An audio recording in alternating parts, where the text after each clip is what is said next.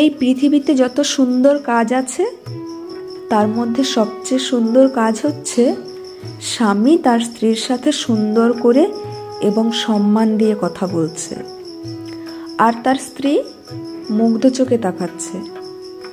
আপনি কি জানেন এই পৃথিবীতে সবচেয়ে দামি জিনিস কি? নারীর চোখে মুগ্ধতা। পুরুষরা সহজে মুগ্ধ হয়, তার নারীকে শাড়িতে দেখলে মুগ্ধ হয়, টিপ পরা দেখলে মুগ্ধ হয়, খোপার ফুলে মুগ্ধ হয়, হাতের চুড়ি কিংবা নুপুরের শব্দে মুগ্ধ হয়, হাসিতে মুগ্ধ হয়, রূপে মুগ্ধ হয়, গুণে মুগ্ধ হয়। হয়তো নারীকে পাঠানোই হয় এইভাবে, যাতে তারা অন্যকে মুগ্ধ করতে পারে।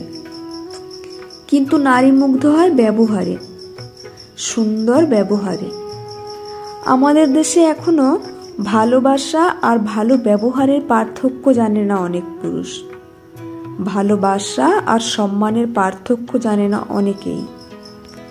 আমি অনেককেই দেখেছি, তারা তাদের স্ত্রীকে অনেক ভালোবাসে, তাদের জন্য লক্ষ টাকা জমা রেখেছে, চাইলেই সব এনে দিচ্ছে, কিন্তু তারা সবার সামনে সুন্দর ব্যবহার দিতে জানে না।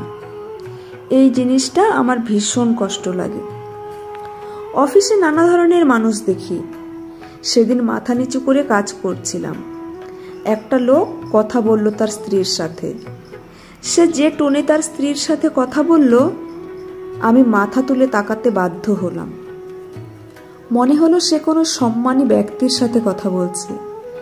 এমন না যে তাদের নতুন বিয়ে, তাদের 2 সন্তান বসেছিল, একজনের 14 বছর, অন্যটা 8 বছর। আমি লোকটাকে কেমন সেটা জানার আগেই প্রথম ধারণা হলো লোকটা শিক্ষিত, ভীষণ শিক্ষিত একটা মানুষ। শুধু শিক্ষিতই না, স্বশিক্ষিত।